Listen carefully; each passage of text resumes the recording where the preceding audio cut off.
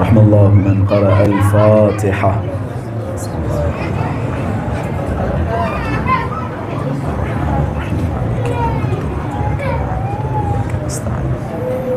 الصراط المستقيم صراط الذين أنعمت عليهم غير المغضوب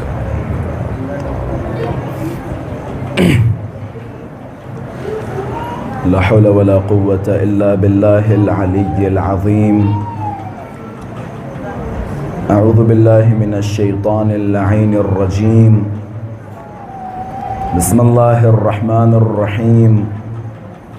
الحمد لله رب العالمين، والحمد لله الذي نور قلوبنا بمحبة علوية، والحمد لله الذي جعلنا من المتمسكين بولاية المرتضوية، والحمد لله الذي فرض مودته على العربية والعجمية وعلى مبلغ رسالاته الإلهية سيدنا ومولانا ومولى الثقلين جد الحسن والحسين أبي القاسم مصطفى محمد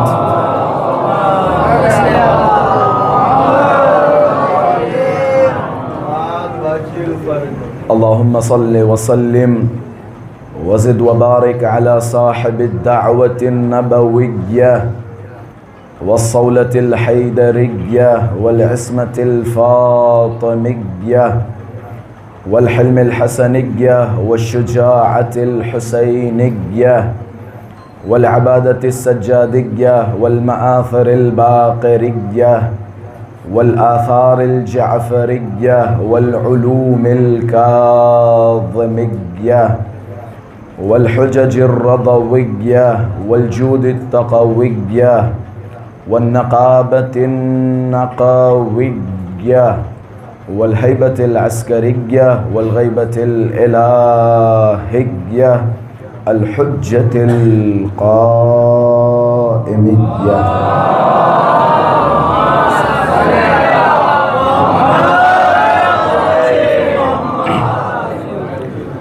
اللهم عجل لوليك الفرج والعافية والنصر، واجعلنا من أعوانه وأنصاره. أما بعد، فقد قال الله تبارك وتعالى في محكم كتابه ومتقن خطابه. بسم الله الرحمن الرحيم. الله نور السماوات والأرض، مثل نوره كمشكاة فيها مصباح، المصباح في زجاجة، الزجاجة كأنها كوكب دري يوقد من شجرة مباركة زيتونة لا شرقية ولا غربية يكاد زيتها يضيء ولو لم تمسسه نار، نور على نور، يهدي الله لنوره من يشاء ويضرب الله الأمثال للناس والله بكل شيء عليم. في بيوت أذن الله أن ترفع ويذكر فيها اسمه يسبح له فيها بالغدو والآصال. صدق الله العلي العظيم.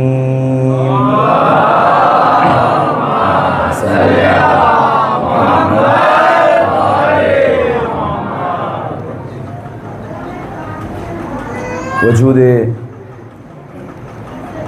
ذی الجود نازنین حضرت حجت عجل اللہ تعالی فرجہ الشریف کی سلامتی اور مولا کے ظہور میں تعجیل، علماء کرام، مراجعین عظام، شیعیان حیدر صفدر اور تمام مسلمین جہان کی سلامتی، اور آپ سب اپنی سلامتی، اہل خانہ کی سلامتی، مراجع کرام کی سلامتی کے لیے باواز بلند صلوات عطیہ فرمائیں۔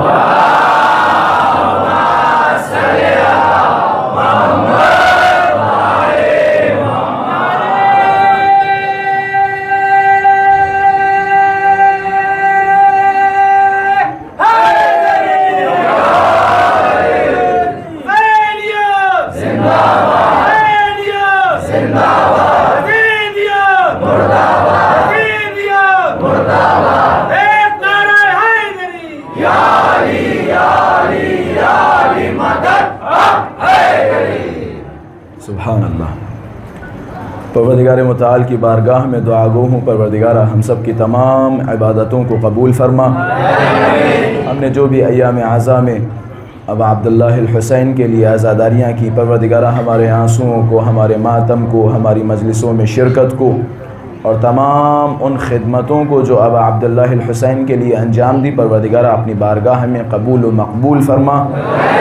پروردگارہ تمام شیعان جہان کی حفاظت فرما، بالخصوص نجف، کربلا، سامرہ، کاظمین، مشہد اور قم کی حفاظت فرما۔ پروردگارہ مملکت اسلامی ایران کی حفاظت فرما۔ پروردگارہ جہاں کہیں بھی مراجعین تشیع اور شیعیان حیدر صفدر ہیں، ان سب کی جان، مال، عزت و آبرو کی حفاظت فرما۔ امام زمانہ عجل اللہ تعالی فرجہ الشریف کے ظہور میں تعجیل فرما۔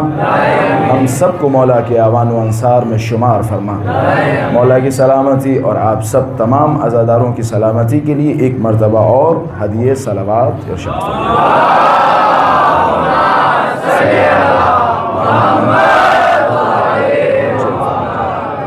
قرآن مجید کی مشہور و معروف آیہ کریمہ کا انتخاب کیا۔ کل بھی میں نے اس آیہ کریمہ کی تلاوت کا شرف حاصل کیا تھا، لیکن وقت نہیں تھا جو اس آیت پہ مزید گفتگو کی جا سکتی۔ نہ میں آپ کے مزاج سے واقف تھا اور نہ آپ ہمارے مزاج سے واقف تھے۔ کل میں نے آپ کا مزاج دیکھا، آپ نے اس حقیر کا مزاج دیکھا۔ ہم نے آپ کے انداز سماعت کو ملاحظہ کیا، آپ نے ہمارے انداز خطابت کو ملاحظہ کیا۔ اب ظاہر سی بات ہے، جان پہچان ہو چکی ہے تو میرا حق بنتا ہے کہ میں اپنی روش پہ آ جاؤں، اس یقین کے ساتھ کہ انشاءاللہ میری باتیں آپ حضرات کے درمیان رائیگاں نہیں جائیں گی۔ قرآن مجید کی مفصل آیہ کریمہ کو فی الحال ایک کنارے رکھتے ہوئے دوسری آیت کی تلاوت کا شرف بھی حاصل کیا، جس میں اللہ تبارک و تعالی ایک گھر کا اشارہ کر رہا ہے۔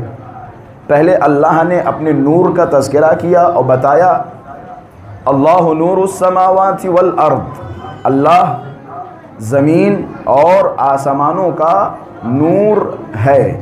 میری گزارش ہے اگر آوازیں تھوڑی سی ہلکی ہو جائیں تاکہ مجھے زحمت نہ ہو، ایک صلوات پڑھیں محمد و آل محمد کی ذات پر۔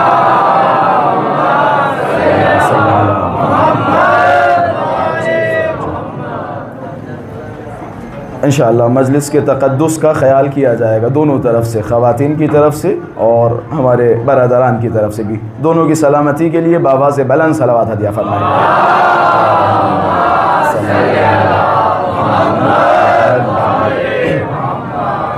اللہ نے فرمایا اللہ نور السماوات والارض، اللہ زمین اور آسمانوں کا نور ہے۔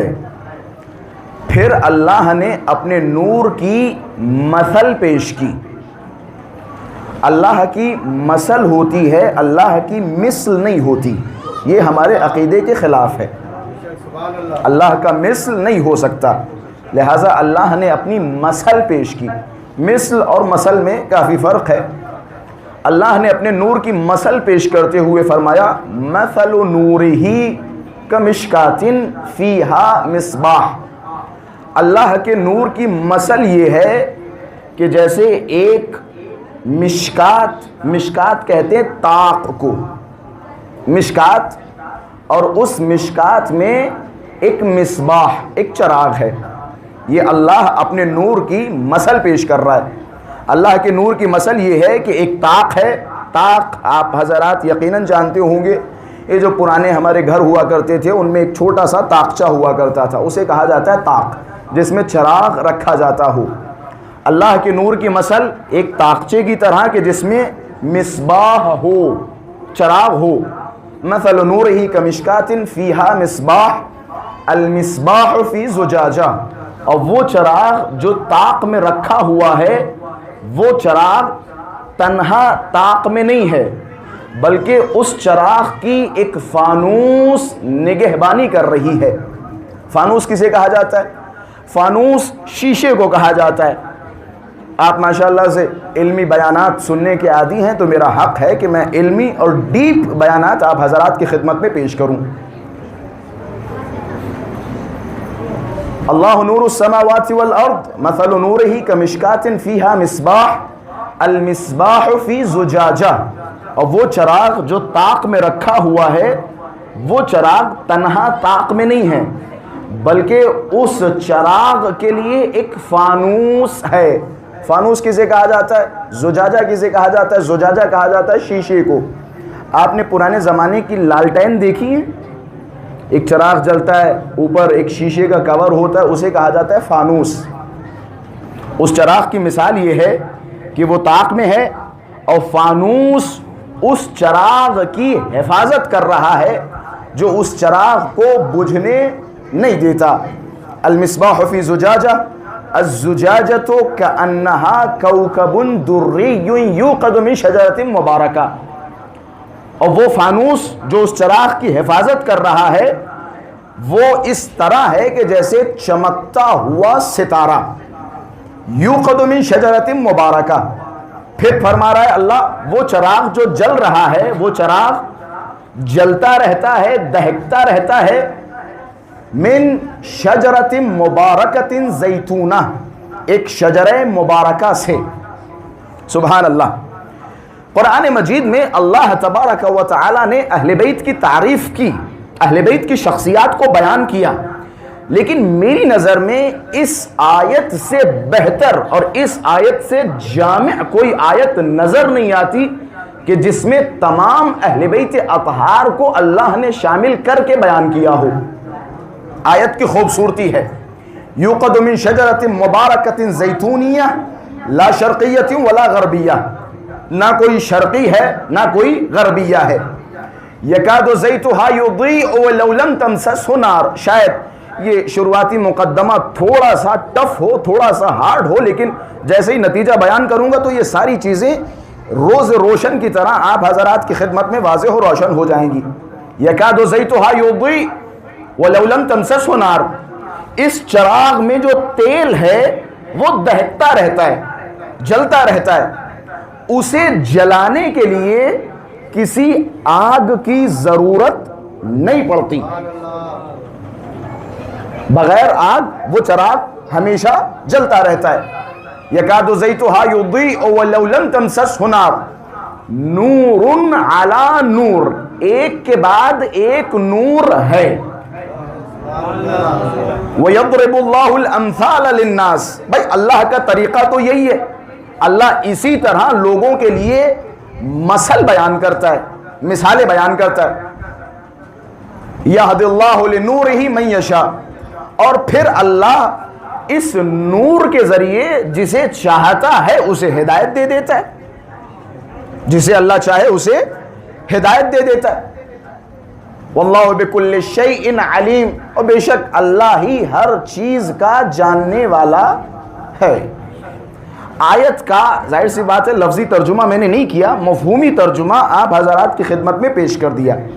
اس آیہ کریمہ میں اللہ نے ایک نور کا تذکرہ کیا، پھر ایک مشکات کا تذکرہ کیا، ایک طاق کا، اور اس طاق میں موجود ایک چراغ کا، اور اس چراغ کی حفاظت کرنے کے لیے ایک فانوس کا، اور پھر اللہ نے تذکرہ کیا کہ یہ چراغ تیل سے جل رہا ہے. کس تیل سے جل رہا ہے؟ من شجرۃ مبارکۃ زیتونیہ. زیتون کے درخت کے تیل سے یہ چراغ مسلسل جلتا رہتا ہے.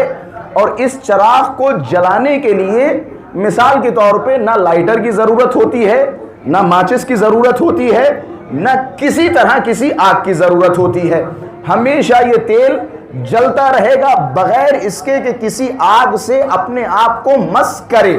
نور علی نور. ایک نور کے بعد ایک نور ہے، اور اللہ اس نور کے ذریعے جس کی ہدایت کرنا چاہے کر دیتا ہے. بھئی اللہ کا طریقہ یہی ہے. اسی طرح اللہ لوگوں کے لیے مثالیں دیتا ہے. یہ ہو گئی آیت. اس کے بعد والی آیت سے اتنا سمجھ میں آ جائے گا کہ یہ جو پورا نوری کاروان ہے یہ آخر نوری کاروان رہتا کس گھر میں ہے یہ واضح ہو جائے گا. پھر اللہ فرماتا ہے فی بیوت اذن اللہ ان ترفع ویذکر فیہا اسمہ. کچھ گھر ایسے ہیں، کچھ گھرانے ایسے ہیں کہ جنہیں اللہ نے اجازت دی ہے کہ ان کے گھروں کی دیواروں کو بلند رکھا جائے. سبحان اللہ. آپ کی فکر پہ اور آپ کی سماعتوں پر کچھ گھر ایسے ہیں کہ جنہیں اللہ نے اجازت دی کہ ان کے گھروں کی دیواروں کو بلند رکھا جائے. اچھا جناب. فی بیوت اذن اللہ ان ترفع ویذکر فیہا اسمہ، اور ان گھروں میں مسلسل اللہ کا نام لیا جاتا ہے، مسلسل اللہ کا ذکر کیا جاتا ہے. وَيُذْكَرُ فِيهَا اسْمُهُ يُسَبِّحُ لَهُ فِيهَا بِالْغُدُوِّ وَالْآصَالِ، اور انہی گھروں میں صبح و شام اللہ کی تسبیح پڑھی جاتی ہے. یہ ہو گئی دونوں آیتیں. اب میرے خیال سے وقت آ گیا ہے کہ میں تھوڑی سی مقدماتی گفتگو کروں. جناب والا، یہ کس گھر کا تذکرہ ہو رہا ہے؟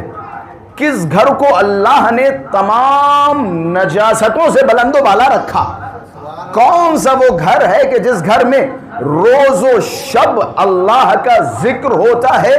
یا کون سا وہ گھرانہ ہے کہ جس گھر میں ہمیشہ اللہ کی تسبیح ہوتی رہتی ہے؟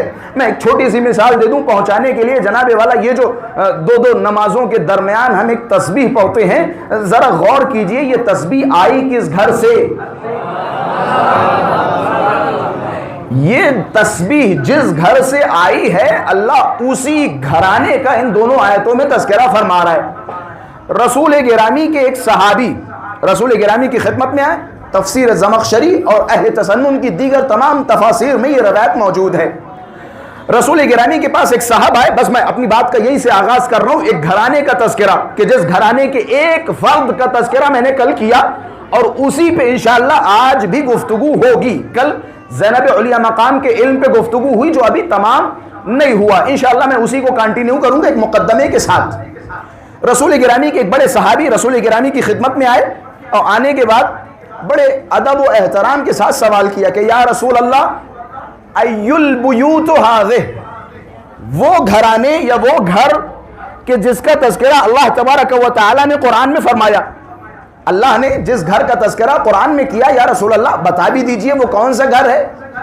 رسول گرامی نے فرمایا بیوت الانبیاء، وہ انبیاء کے گھر ہیں کہ جن کے گھروں کی دیواروں کو بلند کرنے کا اللہ نے حکم دیا، اجازت دی، اور ان گھروں میں مسلسل اللہ کا ذکر ہوتا رہتا ہے اور ان گھروں میں مسلسل اللہ کی تسبیح و تقدیس ہوتی ہے.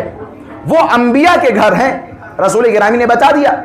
اب ظاہر سی بات ہے جس طرح کا سوال کرنے والا ہوتا ہے اسی کے مطابق جواب دیا جاتا ہے.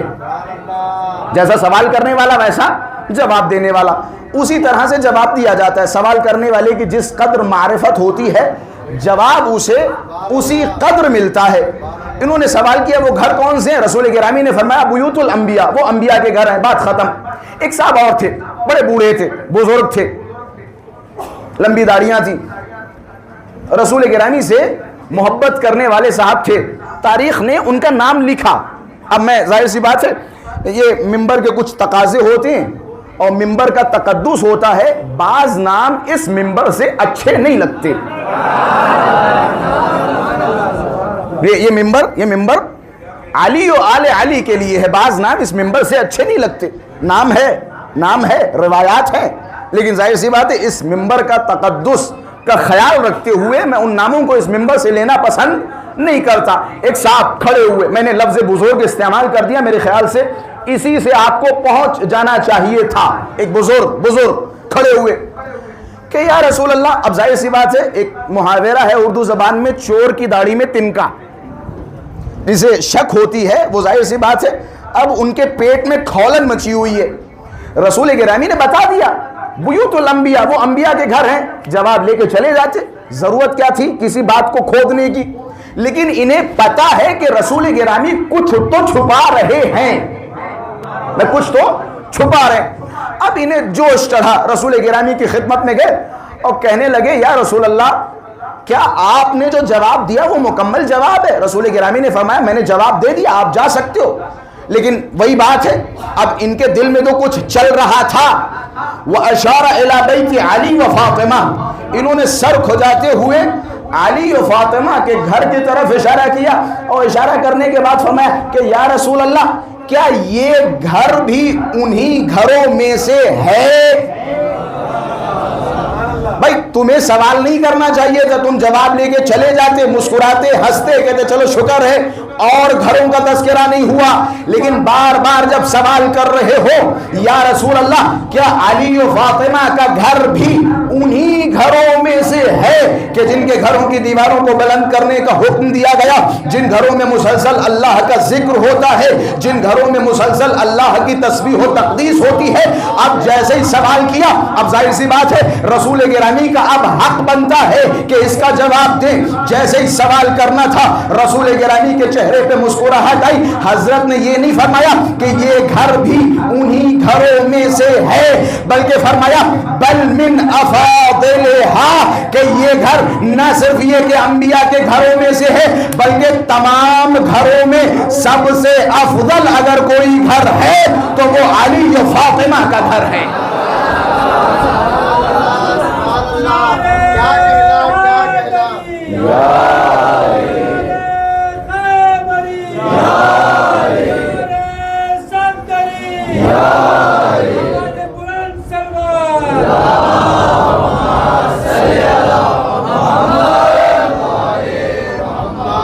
بل من افاضلها، صرف انبیاء کے گھروں میں سے نہیں ہے بلکہ ان تمام گھروں میں اگر سب سے افضل کوئی گھر ہے تو وہ علی و بطول کا گھر ہے، علی و فاطمہ کا گھر ہے.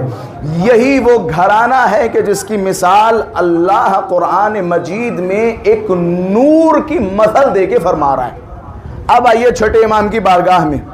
چھٹے امام فرماتے یہ جو قرآن مجید میں اللہ نے اپنے نور کی مثل دی، میں صرف آیت سے ریلیٹڈ ایک حدیث کی تلاوت کروں گا، پھر انشاءاللہ اپنے موضوع کی طرف، اس گھرانے کے تذکرے کی طرف جسے میں نے موضوع سخن بنایا.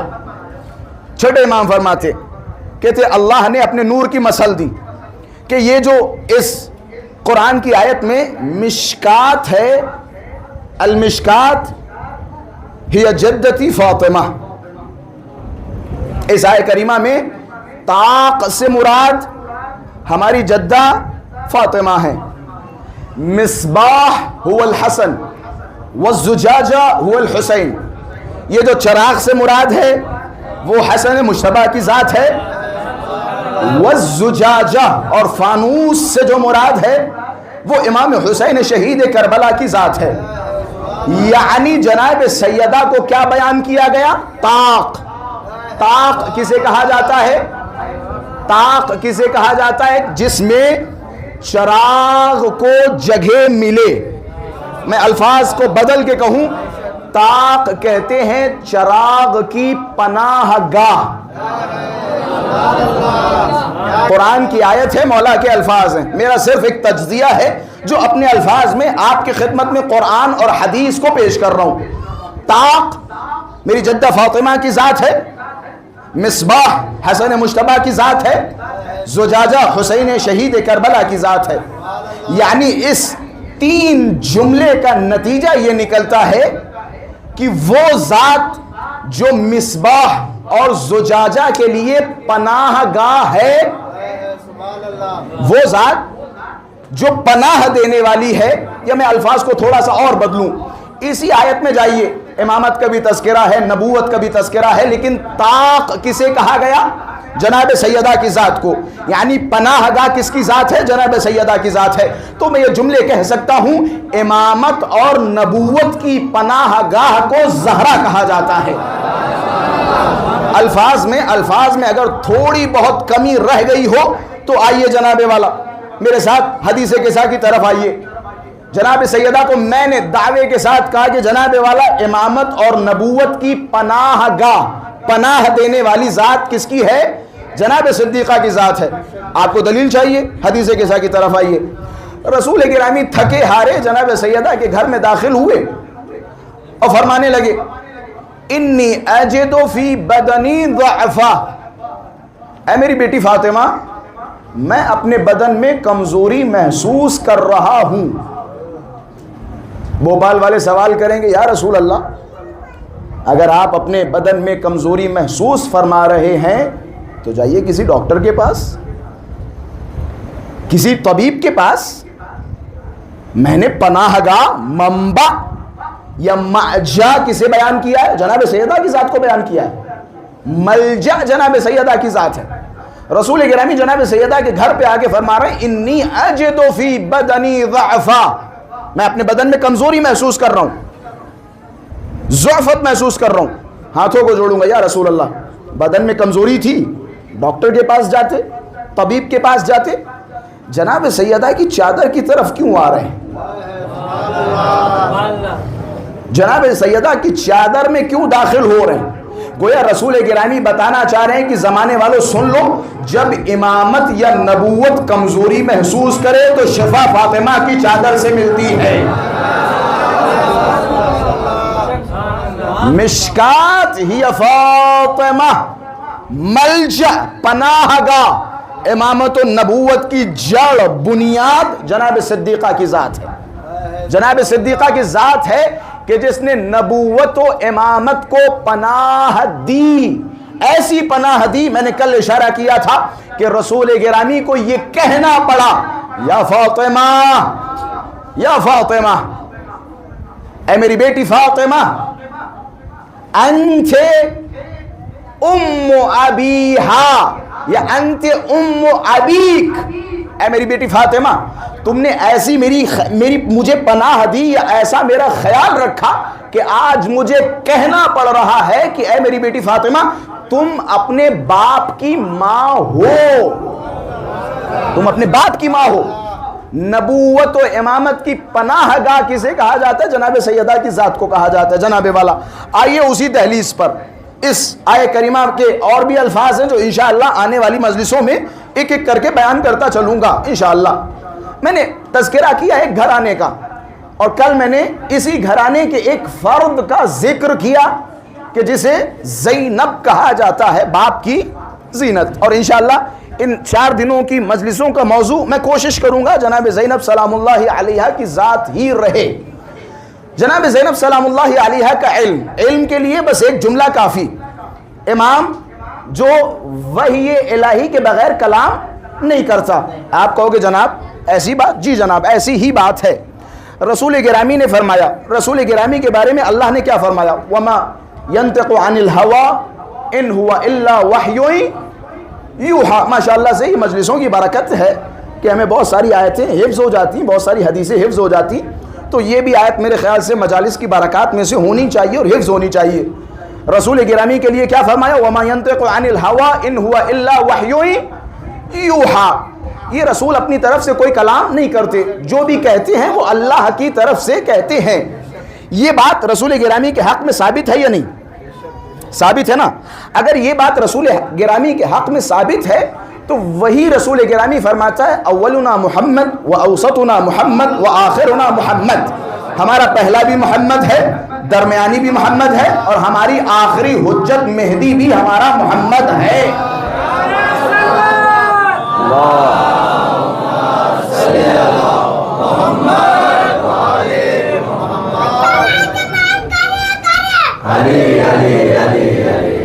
تو اس کا مطلب تو یہ ہوا نا کہ جناب والا جو صفات محمد مصطفیٰ میں پائی جاتی ہیں وہ ساری کی ساری صفات اہل بیت اطہار میں پائی جاتی ہیں.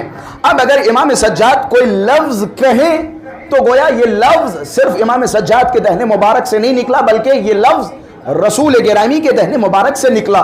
اور جو لفظ رسول گرامی کے دہن مبارک سے نکلے وہ لفظ یقیناً جبرائیل کے دہن مبارک سے نکلا، اور جو لفظ جبرائیل کے دہن مبارک سے نکلا ہو طبعاً وہ لفظ اللہ تبارک و تعالیٰ کے دہن مبارک سے نکلا. تو یہ گواہی جو امام سجاد کی ہے، یہ گواہی در حقیقت امام سجاد نہیں بلکہ خدا کی گواہی ہے زینب علیہ مقام کے حق میں. ٹھیک ہے، یہ بات اپنے ذہنوں میں رکھیں. یہ گواہی صرف امام کی نہیں بلکہ اللہ تبارک و تعالیٰ کی ہے. کس کے حق میں؟ زینب علیہ مقام کے حق میں. کل میں نے علم لدنی کا تذکرہ کیا. علم لدنی کسے کہا جاتا ہے؟ علم لدنی وہ علم جو خدا کی طرف سے ہو، جس میں تھرڈ پارٹی کی کوئی شرکت نہ ہو، ڈائریکٹ خدا کی طرف سے علوم آئے، اسے علم لدنی کہا جاتا ہے. امام سجاد کی گواہی کیا تھی زینب علیہ مقام کے حق میں؟ یا عمہ انت بحمد اللہ عالمۃ غیر معلمہ وفہمۃ غیر مفہمہ. اے میری پھوپھی زینب، الحمدللہ الحمدللہ آپ ایک ایسی عالمہ ہیں کہ جسے کسی نے سکھایا نہیں. آپ ایک ایسی عالمہ ہیں جسے کسی نے پڑھایا نہیں. آپ ایک ایسی عالمہ ہیں جو کسی سے کچھ پڑھنے نہیں گئی. یہ آپ کی تعریف ہے. اچھا جناب، یہ ہو گئی جناب زینب کی ذات. میں نے علم پہ مختصر گفتگو کی تھی. علم غیب جناب زینب سلام اللہ علیہا بھی بیان کیا تھا. معاملہ یہ ہے کہ جناب جس گھر کا میں تذکرہ کر رہا ہوں یا جس گھرانے کی میں بات کر رہا ہوں، اس گھرانے کی کیفیت کچھ یہ ہے کہ جب کسی نے ابو الفضل عباس پہ انگلی اٹھائی کہ جناب والا ابو الفضل عباس کا علم کیسا تھا، کم تھا یا زیادہ تھا، جیسے ہی انگلی اٹھائی تو امام صادق گواہی دیتے ہوئے نظر آئے. امام صادق نے فرمایا ان العباس ابن علی، یہ ایک اور روایت ہے، انہو زق العلم زقہ، یہ آل محمد کے گھرانے کا امتیاز ہے. پوری کائنات میں آپ چلے جائیے، اگر بھوپال میں کسی بچے نے اسکول میں شرکت کی ہوگی تو اسے ڈگری ملے گی، اسکول میں شرکت کی ہوگی تو اس کے پاس علم ہوگا، کالجز میں شرکت کی ہوگی تو اس کے پاس کالج کا علم ہوگا یا ڈگری ہوگی. لیکن اگر جناب والا کوئی شرکت نہ کرے، گھر پہ بیٹھا رہے، اپنے کاموں میں مصروف ہو جائے، ڈگری گھر چل کے تو آئے گی نہیں، یا سوتے ہوئے علم نصیب تو ہوگا نہیں. ظاہر سی بات ہے کسی معلم کے پاس جانا پڑے گا، کسی مدرس کے پاس جانا پڑے گا، کسی حوزے میں جانا پڑے گا، کسی یونیورسٹی یا کسی اسکول میں جانا پڑے گا. یہ فطرت انسانی کا تقاضا ہے، یہ نظام کائنات ہے کہ بغیر سیکھے کچھ حاصل نہیں ہوتا. لیکن اس گھرانے کا تذکرہ کچھ جدا ہے. امام گواہی دیتے ہوئے نظر آتے ہیں، کہتے انہو زق العلم زقہ. آپ نے دیکھا ایک پرندہ، ایک چوزا، اس کی ماں یا اس کا باپ کیا کرتا ہے پرندے کا؟ جب چوزا چھوٹا ہوتا ہے تو پرندہ کیا کرتا ہے؟ پرندہ چاروں طرف گھومتا ہے، گھومنے کے بعد اپنی چونچ میں کچھ رزق لے کے آتا ہے. میں زقہ کا معنی سمجھانے کے لیے یہ مثال دے رہا ہوں. زقہ کا معنی سمجھانے کے لیے پرندہ اپنی چونچ میں کچھ آذوقہ لے کے آتا ہے، اور لانے کے بعد وہ جو اس کے چھوٹے چھوٹے سے بچے ہوتے ہیں، چوزے ہوتے ہیں، انہیں فیڈنگ کرتا ہے. فیڈ کرتا ہے. کیسے فیڈ کرتا ہے؟ اپنی چونچ اس بچے کی چونچ میں ڈال کے اپنی حلق کا دانہ اس بچے کی حلق میں ڈالتا ہے. اسے کہا جاتا ہے عربی زبان میں زقہ.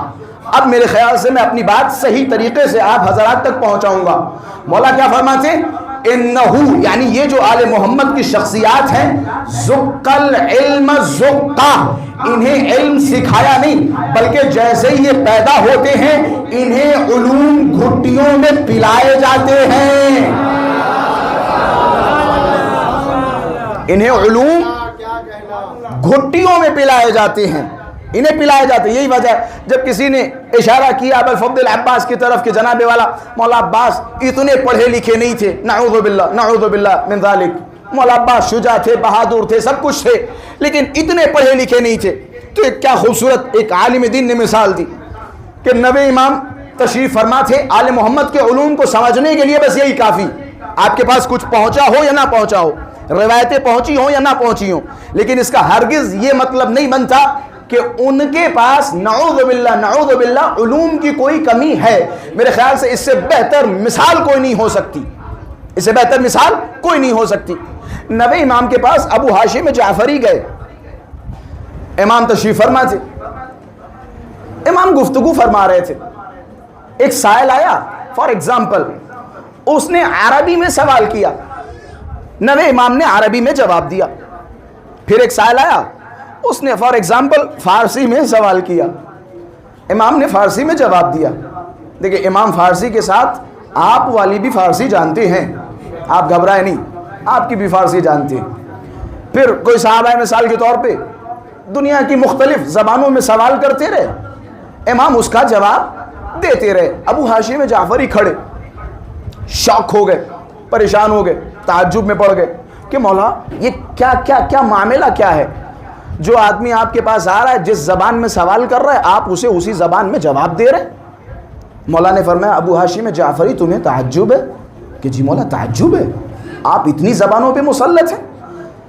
مولا نے فرمایا ٹھیک ہے، زمین پہ جھکو. ابو ہاشم جعفری زمین پہ جھکے. مولا نے فرمایا ایک کنکری اٹھاؤ, ایک چھوٹا سا پتھر اٹھاؤ. ابو ہاشم جعفری کہتے ہیں میں نے پتھر اٹھایا, مولا کے ہاتھ پہ رکھا.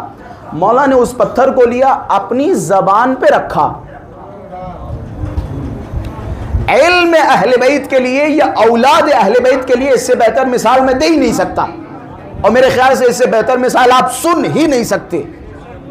امام نے دہنے مبارک میں کنکر رکھا, کنکری نکالی, ابو ہاشم جعفری کے ہاتھ پہ رکھی کہ ابو ہاشم جعفری بسم اللہ اس کنکری کو اپنے منہ میں رکھو.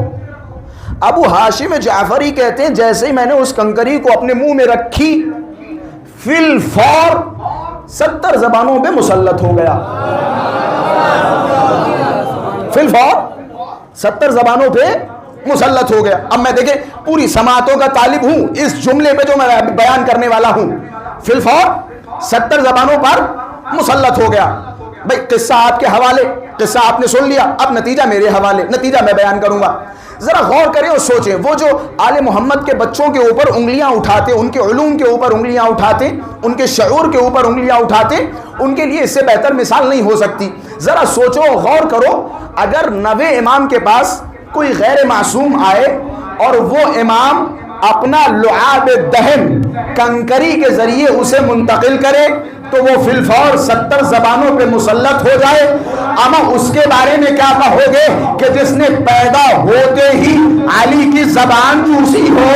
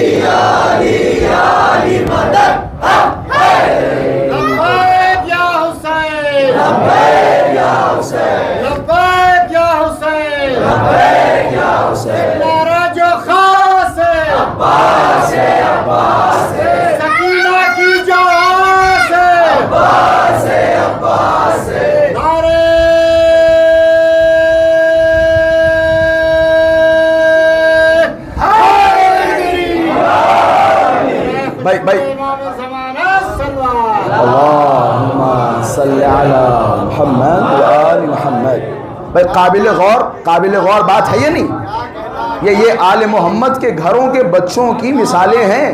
اما غیر معصوم اگر کنکری کے ذریعے امام کا لعاب دہن اس کے منہ میں پہنچے, وہ 70 زبانوں پہ مسلط ہو جائے. اما جن شخصیات نے پیدا ہوتے ہی علی و حسن و حسین کی زبانیں چوسی ہوں, ان کے علم کا کمال کیا ہوگا, کیا کمال ہوگا. یہی وجہ ہے جو امام صادق گواہی دے رہے ہیں, ان العباس ابن علی زق العلم زقا. تمہارے یہاں سکھایا جاتا ہے, ہمارے یہاں علم گھٹیوں میں پلایا جاتا ہے. یہ آل محمد کا گھرانہ, یہ اہل بیت ہے, اہل بیت. جناب زینب علیہ مقام کا علم کی طرف میں نے تھوڑا سا اشارہ کیا تھا. جناب زینب کا علم, یزید سے جناب زینب سلام اللہ علیہا آنکھوں میں آنکھیں ڈال کے کہہ رہی, یزید تو کیا سمجھ رہا ہے, تو نے سب کچھ ختم کر دیا, تو بہت مطمئن بیٹھا ہے, تو بہت مطمئن بیٹھا ہے. جناب زینب سلام اللہ علیہا فرما رہی ہیں تیرے دن الا قلیل, مگر یہ کہ تھوڑے بچے ہیں. یہ جملہ ذرا سوچیں, 27,000 مربع میل پہ جس کی حکومت ہو, یزید کی حکومت 27,000 مربع میل, یعنی دنیا کا تھوڑا بہت حصہ چھوڑ کے باقی ہر جگہ یزید کی حکومت تھی, سلطنت تھی, ہر جگہ سلطنت تھی. اسے جناب زینب سلام اللہ علیہ فرما رہے کھت کئی تک وہ سعیک و ناصب جہدک, جو کوششیں کرنی ہو کر لے, جو منصوبے بنانے ہو بنا لے, جو جال بچھانے ہو بچھا لے, واللہ خدا کی قسم تو ہمارا ذکر مٹا نہیں پائے گا. ایک جملہ. پھر بعد میں شہزادی فرما رہے میں علم غیب جانتی ہوں, میں ثانی زہرا ہوں, میں فاطمہ کی بیٹی ہوں, میں بتاتی ہوں یزید تیرے دن بڑے مختصر بچے ہیں, آپ بتائیے کربلا کے بعد یزید کتنے سال زندہ رہا؟ 2.5 سے 3 سال. کربلا کے بعد 2.5 سے 3 سال. جوان تھا یزید، کوئی بوڑھا نہیں تھا، جوان تھا. یہ جناب زینب سلام اللہ علیہا کا علم تھا کہ جس کے تحت جناب زینب نے بتایا کہ تو جلدی جانے والا ہے، تیرے دن بہت کم بچے. جب یہ قافلہ شام پہنچا، یہاں سے تھوڑی سی حساس بحث ہے، شاید اس سے عظمت جناب زینب علیہ مقام کا ایک اندازہ ہو سکے. جب یہ قافلہ شام پہنچا تو ایک صاحب سعد یا سعید، رسول گرامی کے بہت بڑے صحابی، دوڑتے ہوئے جناب زینب سلام اللہ علیہا کے پاس آئے، سید سجاد کی طرف خطاب کیا اور فرمایا کسی چیز کی ضرورت ہو تو بتاؤ. کس سے کہہ رہے ہیں صاحب؟ امام سجاد سے. کسی چیز کی ضرورت ہو تو بتائیے، ہم دیں گے. ایک مرتبہ کہا، دوبارہ کہا. جب تیسری مرتبہ کہا تو شہزادی نے جواب دیا. ان کا جملہ تھا کسی چیز کی ضرورت ہو تو بتاؤ.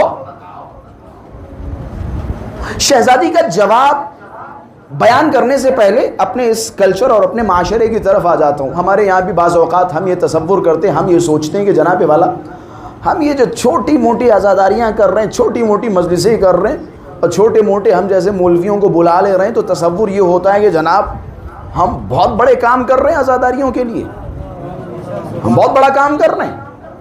گویا ہم یہ سمجھتے ہیں کہ جناب والا ہم امام حسین پہ احسان کر رہے ہیں، ہم امام حسین کے زخموں پر اپنے آنسوؤں کے ذریعے مرہم لگا رہے ہیں. بہت فخر ہوتا ہے نا، بہت گھمنڈ ہوتا ہے.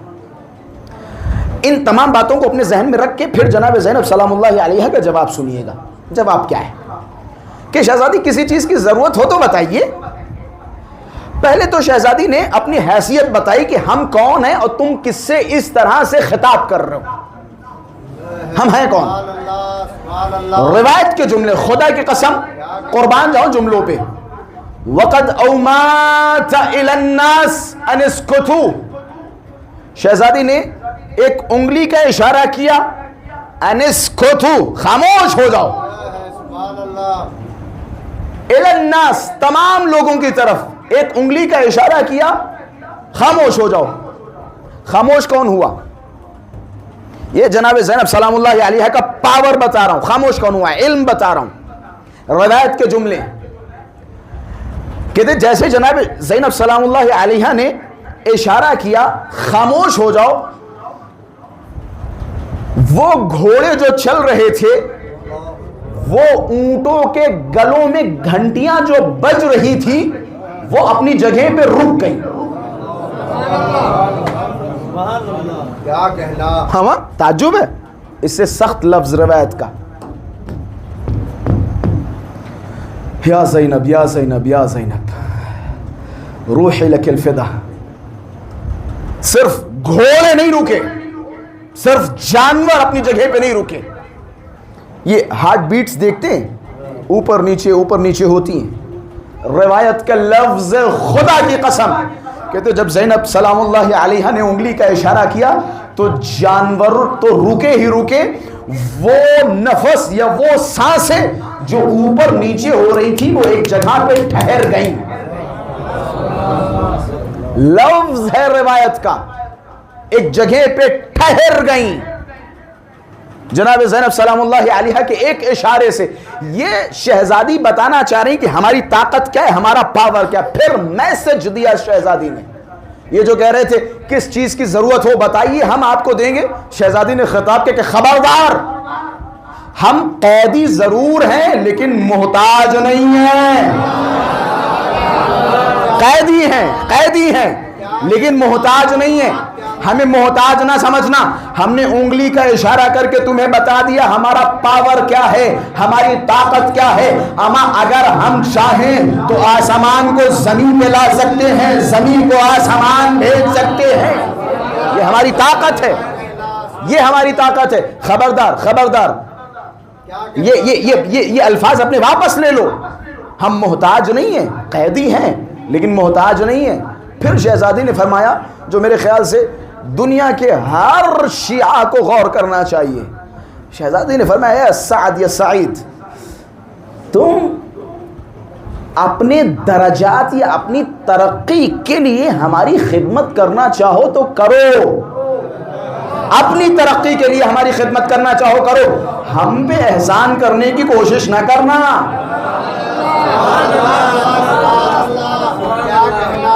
یہ جو چھوٹی موٹی خدمت ہے جناب، بھوپال کی اگر عزاداری ہے تو ہماری وجہ سے ہے، بھوپال کا اگر جلوس ہے تو ہماری وجہ سے ہے، بھوپال کا اگر عشرہ ہے تو ہماری وجہ سے۔ اما جب تم نہیں تھے تب بھی عزاداریاں تھیں، تم ہو تب بھی عزاداریاں ہیں، آپ نہیں رہو گے تب بھی عزاداریاں رہیں گی۔ میرے خیال سے اس سے بڑا تو جملہ ہو ہی نہیں سکتا۔ بعد حسین جب زینب علیہ مقام نے یزید کے دربار میں عزاداری برپا کر دی ہو، یزید کے دربار میں جب عزاداری کی اجراء ہوئی ہو، عزاداری برپا ہوئی ہو، تو ہماری اور آپ کی حیثیت کیا ہے، ہماری آپ کی اوقات کیا ہے؟ یہ جو ہم کہا کرتے ہیں کہ جناب والا امام حسین نے مدد مانگی، یقیناً امام حسین نے مدد مانگی، لیکن اس میں ایک راز ہے۔ میں نے وعدہ کیا تھا کہ باتیں ادھر ادھر کی نہیں ہوں گی، جو بھی بات ہوگی قرآن و حدیث کے سائے میں ہوگی، تاریخ کے سائے میں ہوگی۔ امام حسین نے یقیناً مدد مانگی۔ اب ظاہر سی بات ہے بھوپال کے یہ ایرانی حضرات میرا گریبان پکڑیں گے، سوال کریں گے جناب آپ نے ایسی بات کیسے کر دی، ذمہ داری کے ساتھ کی۔ امام حسین نے روز عاشورہ ایک آواز بلند کی تھی۔ امام حسین کی آواز کیا تھی؟ ہمارے بچوں کو یاد ہے، حل من ناصر ینصرنا، ہے کوئی جو میری مدد کرے؟ ہاں بھائی، امام حسین نے مدد مانگی تھی۔ جناب زینب سلام اللہ علیہ فرما رہی ہے ہم قیدی ضرور ہیں، محتاج نہیں ہیں، تم اپنی ترقی کے لیے ہماری خدمت کرنا چاہو کرو، ہم پہ احسان نہ کرو۔ امام حسین مدد مانگ رہے ہیں، قصہ کیا ہے؟ میں تو کہہ رہا ہوں کہ جناب والا امام حسین اصلاً مدد کے محتاج نہیں تھے، کسی کی مدد کے محتاج نہیں تھے۔ آپ کا کیا کہنا ہے؟ نہیں تھے محتاج، نہیں تھے محتاج۔ ہم ملائکہ چاروں طرف سے کھڑے، حجنہ کھڑے، یوسف، زکریا، نوح، آدم صفے لگا کے کھڑے، یا ابا عبداللہ الحسین، بس آپ ایک اشارہ کیجئے، اشارہ کیجئے، ہم لڑیں گے، آپ اشارہ کیجئے۔ ملائکہ دانت پیس رہے ہیں، انبیاء کھڑے رو رہے ہیں، موسیٰ کا حال برا ہے، عیسیٰ پریشان ہے، ابراہیم پریشان ہے، اسماعیل پریشان ہے، اسحاق پریشان ہے، یا ابا عبداللہ الحسین اجازت دیجئے۔ میرا مولا فرمان نہیں، یہ تمہاری جنگ نہیں ہے، ہماری جنگ ہے، انسانوں کی جنگ ہے۔ کربلا ہمیں معجزات کے ذریعے نہیں لڑنی ہے، اگر معجزے کے ذریعے لڑنی ہوگی تو میرے بچے اصغر کی مسکراہٹ کافی تھی۔ معجزے کے ذریعے نہیں لڑنی، معجزے کے ذریعے نہیں لڑنی۔ اجنہ صفے لگائے کھڑے ہیں، یہ معارف کربلا، معارف عاشورہ، اجنہ صفے لگائے کھڑے، یا ابا عبداللہ الحسین ہمیں اجازت دیجئے، اجازت دیجئے۔ میں نے روایتیں پڑھی، خدا کی قسم، اجنہ امام حسین کے پاس آئے روتے ہوئے، بلبلاتے ہوئے کہ مولا ہم آپ کو اس طرح سے قتل ہوتا ہوا نہیں دیکھ پائیں گے، مولا اجازت دیجئے۔ اجنہ نے ایک لفظ کہا کہ مولا یہ جو آپ نے ابھی حکم دیا نا کہ ہٹ جاؤ، لڑو نہیں، جاؤ، اگر یہ حکم امامت نہ ہوتا لخالفناک، تو ہم آپ کی مخالفت کر دیتے۔ پرابلم تو یہی ہے کہ یہ حکم امامت ہے، ہم مخالفت بھی نہیں کر سکتے، ہم آپ کو اس طرح سے شہید ہوتے ہوئے نہیں دیکھ سکتے، مولا ہم مجبور ہیں، آپ نے حکم امامت فرمایا۔ جبرائیل عصر عاشور اپنے دونوں پروں کو حسین کے اوپر لہرا رہے ہیں، حسین پیاسا ہے، حسین بھوکا ہے، 3 دن سے پانی نہیں پیا، جبرائیل کا کلیجہ تھرا رہا ہے، جبرائیل اپنے پروں کو پھیلائے حسین پہ سایہ کر رہے ہیں۔ تلوار چلاتے چلاتے میرے مولا نے جبرائیل کی طرف نظر کی کہ جبرائیل میرے امتحان میں کمی نہ ہونے دے، اپنے پروں کو ہٹاؤ، حسین کا امتحان ہے، حسین کسی کی مدد نہیں لے گا، کوئی غیبی مدد نہیں لے گا، وگرنہ حسین اشارہ کرتے سبحان اللہ، حسین اشارہ کرتے۔ وہ کیا، یہ جو پانی کے لیے بچے تڑپ رہے تھے، پانی خود حسین کے پاس آتا؟ کیا خوب کسی نے کہا پانی تو حضرت شبیر کو درکار نہ تھا، ورنہ خود شمر کے خنجر سے ابلتا پانی پانی خود آتا۔ امام حسین کو ضرور، یہ ہے میرا موقف۔ اب جناب والا سوال، یہ جو امام حسین نے روز عاشورہ آواز استغاثہ بلند فرمائی، هل من ناصر ینصرنا، کون ہے جو اس حسین کی مدد کرے؟ ایک طرف تو آپ فرما رہے حسین محتاج نہیں، دوسری طرف امام حسین روز عاشورہ مدد مانگ رہے۔ اگر جناب زینب سلام اللہ علیہا کا جواب ذہنوں میں ہو، میں قرآن سے سمجھاؤں گا۔ قرآن میں اللہ تبارک و تعالی ایک مقام پہ فرماتا ہے، من ذا الذی یقرض اللہ قرضا حسنا، تم میں سے کون ہے جو اللہ کو قرضہ دے؟ سبحان اللہ۔ مسلمانوں کی توحید گڑبڑائی نہیں؟ اللہ کو قرضہ عقیدہ توحید کے خلاف ہے یا نہیں؟ اللہ محتاج قرضہ نہیں ہے، اللہ قرضے کا محتاج ہے۔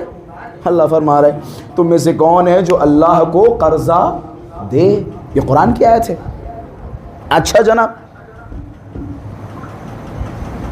تم میں سے کون ہے جو اللہ کی مدد کرے؟ سبحان اللہ۔ یہ بھی قرآن کی آیت ہے۔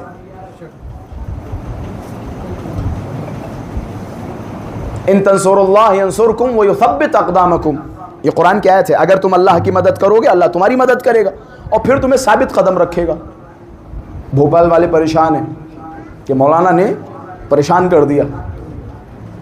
میں نے امام حسین کی مدد کا تذکرہ کیا، میں امام حسین کی مدد کو ثابت کرنے کے لیے، ظاہر سی بات ہے، اللہ نے جو مدد مانگی، اللہ نے جو قرضہ مانگا، اسے ثابت کرنا پڑے گا۔ میرا موقف کیا تھا؟ امام حسین نے اگرچہ مدد مانگی، لیکن امام حسین مدد کے محتاج نہیں تھے۔ اگر آپ نے کہا یہ کیسے ممکن ہے کہ ایک انسان مدد مانگے لیکن وہ مدد کا محتاج نہ ہو، میں نے قرآن کی 2 آیتیں پڑھ دی۔ مسلمانوں، کیا کسی میں ہے دم، کسی میں ہے جرأت جو کہہ دے کہ اللہ مدد کا محتاج ہے؟ جس نے کہا اس کے اسلام کا فاتحہ ہو گیا، رحم اللہ من قرأ الفاتحہ۔ سبحان اللہ۔ جس نے کہہ دیا کہ اللہ قرضے کا محتاج، اس کا اسلام خطرے میں۔ سبحان اللہ۔ کہہ دے کوئی، توحید کے خلاف ہے۔ اچھا، جب اس طرح کے سوالات ہوتے ہیں تو ان کی گتھیاں سلجھتی کہاں ہیں؟ ہاں، ایک ہی تو دروازہ ہے، اس کے علاوہ تو یہ گتھیاں سلجھنے والی ہیں نہیں۔ وہ الگ بات ہے کہ آپ 50 بت بنا لیجئے، سبحان اللہ، سبحان اللہ، کیا کہنا۔ لیکن وقت جب ان پہ بھی آئے تو علی کو یاد کریں۔ وقت جب ان پہ آئے تو وہ بھی علی کو یاد کریں۔ اچھا جناب، حضرت امیر نہج البلاغہ میں اسی حوالے سے فرماتے ہیں، حضرت امیر نے انہی 2 جملات کی وضاحت کی۔ یہ جو اللہ نے قرآن میں قرضہ مانگا، یہ جو اللہ نے قرآن میں مدد مانگی، اس کا مطلب کیا ہے؟ حضرت امیر نے فرمایا، مستنصرکم للظلم، اللہ نے جو قرآن میں تم سے مدد مانگی، یہ ذلت اور رسوائی کی بنا پر نہیں مانگی۔ سبحان اللہ۔ مطلب یہ نہیں تھا کہ اللہ نعوذ باللہ نعوذ باللہ نعوذ باللہ کسی ایسے موقع پہ پھنس گیا ہو اور پھر گئے کہ جلدی آؤ بھوپال والو ہماری مدد کرو، نعوذ باللہ۔ اللہ نے ذلت و رسوائی کی وجہ سے مدد نہیں مانگی۔ پھر مولا نے فرمایا، مستقرضکم من عجز، اللہ نے عاجزی کی بنا پر تم سے قرضہ نہیں مانگا۔ مولا نے ان دونوں جملوں کا خلاصہ یہ کیا کہ جناب، اگرچہ اللہ نے مانگا لیکن یہاں ضرورت یا محتاج دینے والا ہے، لینے والا نہیں۔ سبحان اللہ، کیا کہنا۔ آپ نے پہلی مجلس میں ثابت کیا کہ آپ علمی باتیں پسند کرتے ہیں، لہٰذا میں مجبور ہو کے علمی باتیں آپ حضرات کی خدمت میں عرض کر رہا ہوں۔ معارف حقیقی اہل بیت، میں لفاظی کے ذریعے فضائل پڑھنے کا عادی نہیں ہوں۔ جب ہمارے پاس زیارتوں کا اور نمی دنم کتابوں کا انبار ہو تو ہمارے اور آپ کے اور کسی ذاکر کے ٹوٹے پھوٹے الفاظ کی ضرورت ہی کیا ہے؟ جب معارف ہمارے پاس بھرے پڑے، ہمارے پاس زیارت جامع کبیرہ اٹھائیے، دیکھیے فضائل اہل بیت، ہمیں کون ذاکر کیا بیان کرے گا، کیا بیان کرے گا؟ جہاں تمہاری زبانیں اور عقلیں رکتی ہیں وہاں اہل بیت اطہار کے الفاظ شروع ہوتے ہیں۔ مولا امیر نے فرمایا یہ جو اللہ نے تم سے مدد مانگی یہ ضرورت کی بنا پر نہیں مانگی، یہ جو اللہ نے تم سے قرضہ مانگا یہ احتیاج یا محتاجی کی بنا پہ نہیں مانگا، بلکہ یہاں محتاج دینے والا ہے، لینے والا نہیں۔ یہاں محتاج مدد کرنے والا ہے، مدد لینے والا نہیں۔ یہ قاعدہ مولا نے سمجھا دیا۔ مثال کے طور پہ اللہ نے کہا نماز پڑھو، ٹھیک ہے، کہا کس نے نماز پڑھو؟ اللہ نے کہا۔ اب آپ کہو کہ جناب اللہ ہماری نماز کا محتاج ہے، کوئی کہہ سکتا ہے؟ کوئی کہہ سکتا ہے؟ اصل میں نماز کا محتاج ہے کون؟ کون ہے؟ ہم ہے نا۔ میری بات سمجھ گئے نا؟ وہ جتنی بھی مثالیں تھیں ان کے لیے ایک مثال میں نے یہ پیش کی، مانگی نماز اللہ نے، لیکن اصل نماز پڑھنے کا محتاج ہے انسان۔ پڑھو گے تو ثواب ملے گا، نہیں پڑھو گے تو آپ کے لیے وہاں آمادگی ہے، آپ کا استقبال کرنے کے لیے وہاں ملائکہ کھڑے، لمبے لمبے ڈنڈے ہوں گے اور بہترین طریقے سے آپ کا استقبال ہوگا۔ اگر پڑھو گے تو فائدہ تمہیں ملے گا۔ تو اللہ تو محتاج نہیں، لیکن اللہ نے تم سے نماز کا مطالبہ کیا۔ میرے خیال سے میں 10 باتیں کر سکتا ہوں، لیکن 10 باتوں کو چھوڑ کے صرف ایک مثال۔ روز عاشورہ امام حسین نے فرمایا حل من ناصر ینصرنا، ہے کوئی جو میری مدد کرے؟ مدد کرنے والوں کے نام گنیے: جون، وہب قلبی، حبیب ابن مظاہر، میں دھیرے دھیرے آخری نام لینے جا رہا ہوں، مسلم بن اوسجہ، سعید، حر،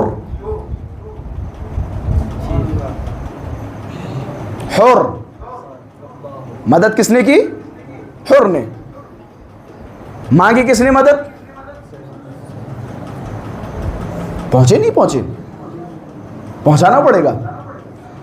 مدد مانگنے والا کون ہے؟ حسین۔ مدد کرنے والا کون ہے؟ حر۔ مدد ہوئی کس کی؟ اما جو رات میں لعنت اللہ علیہ ہو، صبح ہوتے ہوتے علیہ السلام ہو جائے۔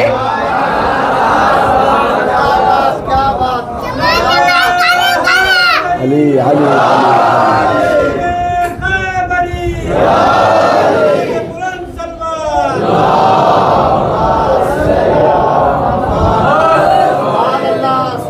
بات واضح ہوئی ہے نہیں واضح ہوئی؟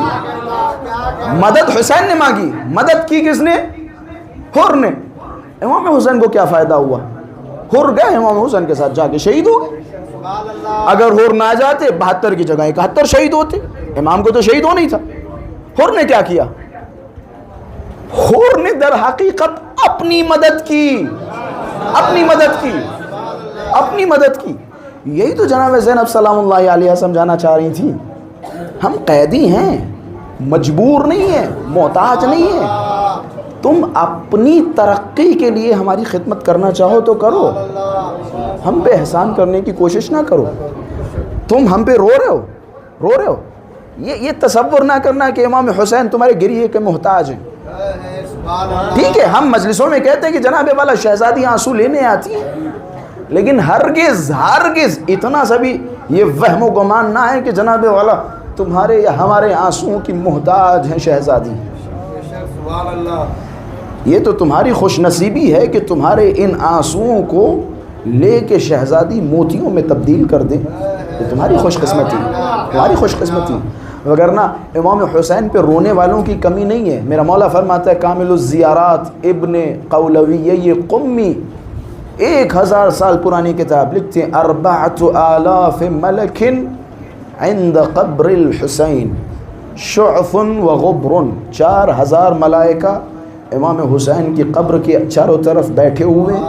ان کی حالت یہ ہے کہ ان کے کپڑے پھٹے ہوئے ہیں، ان کے کپڑوں پہ مٹی لگی ہوئی ہے۔ یبکون علی الحسین الی یوم القیامہ، جن کا کام صرف یہ ہے کہ وہ قیامت تک امام حسین پہ روتے رہیں، گریہ کرتے رہیں۔ ہمارے تمہارے گریے کی کیا حیثیت، ہمارے تمہارے گریے کی کیا اوقات؟ یہ تو ان کا لطف و کرم ہے، یہ ان کی عطا ہے، یہ ان کی نظر رحمت ہے جو تمہارے ان آنسوؤں کو وہ قبول کر رہے ہیں۔ میں نے شاید اسی سال عشرے میں بھاؤنگر میں مثال دی تھی. آپ سوچیں امام حسین آپ کے اس گریوں کو کس حد تک پسند کرتے ہیں. خدا نہ کرے ہمارے یہاں کسی کا انتقال ہو جائے, کوئی صاحب, کوئی ریلیٹیو, کوئی رشتہ دار جا کے کھڑے ہو جائیں, جب رونا نہ آتا ہو, آنکھوں میں آنسو نہ آتے ہوں, چاروں طرف دیکھے اور سر جھکا کے چلا کے رونے لگے, ہائے فلاں صاحب چلے گئے, فلاں صاحب مر گئے, ہائے فلاں صاحب کے ساتھ یہ ہو گیا, چلانے لگے, آنسو نہ آتے ہوں, تو پڑوسی کھڑا جوان دوسرے کے کان میں کہے گا میں دیکھ رہے ہو کتنی ریاکاری کر رہا ہے. ایسا ہے یا نہیں؟ رونا نہ آ رہا ہو اور زبردستی کوئی انسان رونے کی کوشش کرے تو پڑوس میں کھڑا بچہ کہے گا دیکھو ریاکاری کر رہے, فلاں صاحب یا مرحوم کے صاحب خانہ کو دکھانے کے لیے آنسو بہانے کی کوشش کر رہے ہیں, رونے کی کوشش کر رہے ہیں. ہم یہی کہیں گے نا کہ فلاں صاحب ریاکاری کر رہے ہیں, یہی کہتے ہیں نا. قربان جاؤں حسین کی رحمت پر, دنیا جسے ریاکاری کہتی ہے نا, امام حسین فرماتے ہیں آؤ ہم تمہیں اس کا بھی ثواب دیں گے.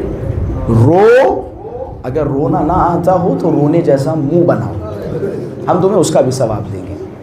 یہ ہے ان الحسین مصباح الہدی و سفینۃ النجاہ. حسین ہدایت کا چراغ ہے, نجات کی کشتی ہے.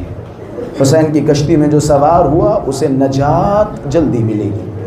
میں نے تذکرہ حسین کی ہمشیرہ, حسین کی بہن کہ جس نے اپنی ماں کی طرح اپنے بھیا کا دامن نہیں چھوڑا, جس طرح سے شہزادی فاطمہ عمر بھر مشقتوں کا سامنا کرتی رہیں, لیکن ان کے لبوں پہ ایک جملہ تھا, ما ترکناک یا ابن الحسن,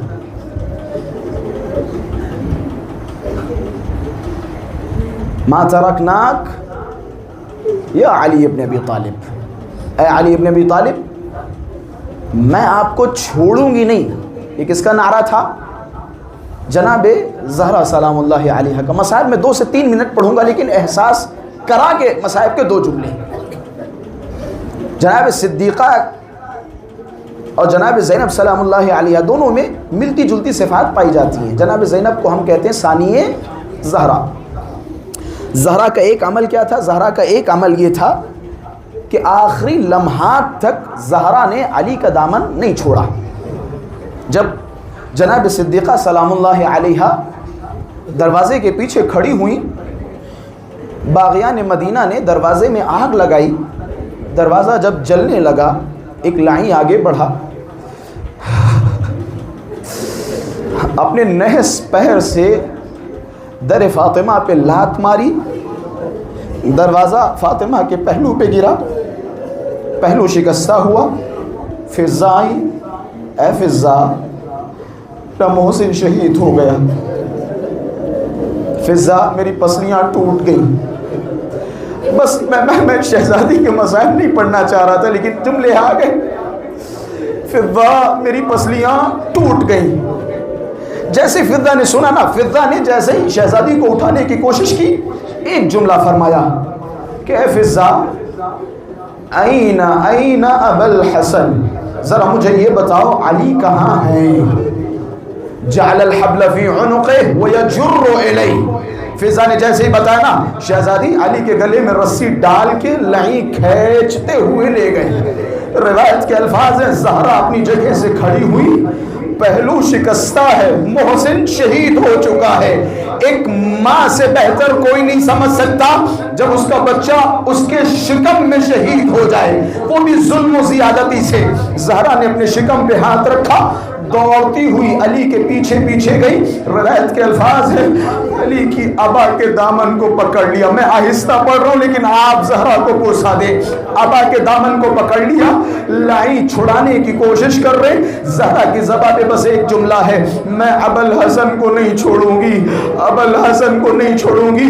روایت کے جملے ہیں مغیرہ آگے بڑھا, مغیرہ نے تازیانہ اٹھایا, زہرا کے ہاتھوں پہ مارنا شروع کیا. یہی وجہ ہے جب آخری لمحات امام علی غسل دے رہے تھے, کیا دیکھا؟ زہرا کا ہاتھ شکستہ ہے. ارے امام حسن نے بتایا, اے میرے بابا میں نے دیکھا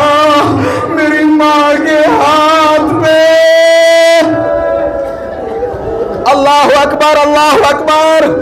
بس میں زینب کی طرف رب دے رہا ہوں. یہ ماں ہے کہ جس نے اپنے امام کو نہیں چھوڑا. دوسری طرف بیٹی ہے کہ جس نے اپنے امام کو کربلا میں نہیں چھوڑا. امام حسین جب شمر ملعون خنجر چلاتا جاتا ہے زینب تڑپتی جاتی ہے اے میرے بابا علی ذرا نجف سے آئیے شمر کے خنجر کو روکیے. زینب تڑپ رہی ہے. زینب نے اپنے بھیا حسین کو نہیں چھوڑا. 11 محرم آئی. 11 محرم کو جب سب کو اسیر کیا گیا ہاتھوں میں ہتھکڑیاں ڈالی گئی. مقتل کے جملے ہیں ساری سیدانیوں نے اپنے اپنے بچوں پہ گرایا. لیلا نے اپنے آپ کو اکبر کے اوپر گرایا. ام رباب نے اپنے آپ کو اصغر کے اوپر گرایا. اب جیسے ہی زینب نے 2 ننھے ننھے لاشوں کو دیکھا ایک اون کا لاشا ہے ایک محمد کا لاشا ہے. روایتیں کہتی ہیں زینب نے اون محمد پہ گریہ نہیں کیا حسین کے لاشے پہ اپنے آپ کو گرایا. حسین کے بدن سے لپٹ گئی. حسین کو رونے لگی. کوفہ پہنچی. جب سارے سر شام پہنچی جب سارے سر دیے گئے تبرکات دیے گئے زینب نے جیسے ہی اون محمد کے سروں کو دیکھا خاموش ہو گئی. اون محمد کے سروں کو نہیں لیا لیکن جیسے ہی حسین کے سر کو دیکھا دوڑ کے حسین کے سر کو آغوش میں لیا. ایک جملہ فرمایا اے میرے بیٹے اون اے میرے بیٹے محمد تجھ پہ رونے کے لیے تیری ماں زندہ ہے. میں اس پہ روؤں گی جس کی ماں نہیں ہے. بس ازادارو آخری جملہ میرا گریہ اس پہ ہوگا جس کی ماں نہیں ہے لیکن ایک ماں ہے جس کا کلیجہ بچوں کے لیے تڑپتا ہے. روایت کے جملے ہیں جب یہ لوٹا ہوا قافلہ مدینے پہنچا نا عبداللہ قریب آئے. عبداللہ نے ہاتھوں کو جوڑا کہ اے زینب میں نے سنا ہے کہ تو نے اون محمد پہ گریہ نہیں کیا اون محمد پہ نہیں روئی.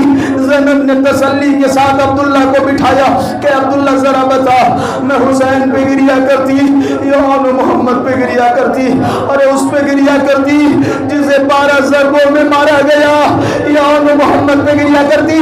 مقتل کی کتابیں کہتی ہیں جب زینب تھک ہار کے بیٹھ گئی اپنے گھر میں پہنچی کہ زینب کی آنکھوں کی روشنی ختم ہو گئی تھی.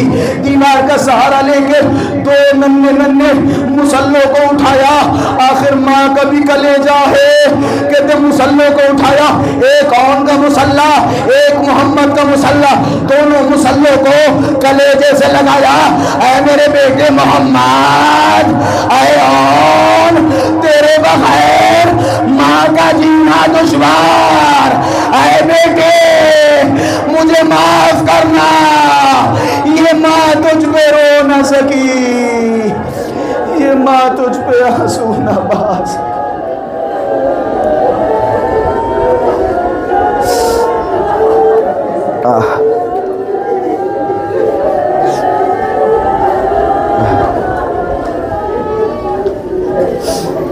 ألا لعنة الله على القوم الظالمين إنا لله وإنا إليه راجعون رضا بقضائه وتسليما لأمره. اللهم كن لوليك الحجة ابن الحسن صلواتك عليه وعلى آبائه في هذه الساعة وفي كل الساعة وليا وحافظا وقائدا وناصرا ودليلا وعينا حتى تسكنه أرضك طوعا وتمتعه فيها طويلا.